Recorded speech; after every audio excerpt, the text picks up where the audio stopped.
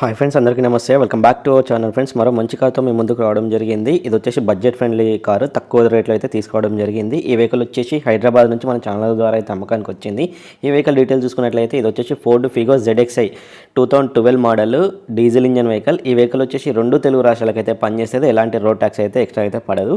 So ఇప్పుడు ఉన్నటువంటి owner అయితే ఫస్ట్ ఓనర్, అండ్ ఇప్పటి వరకు ఈ వెహికల్ వచ్చేసి 1,08,000 కిలోమీటర్లు అయితే తిరిగిందని ఓనర్ అయితే చెప్తున్నారు.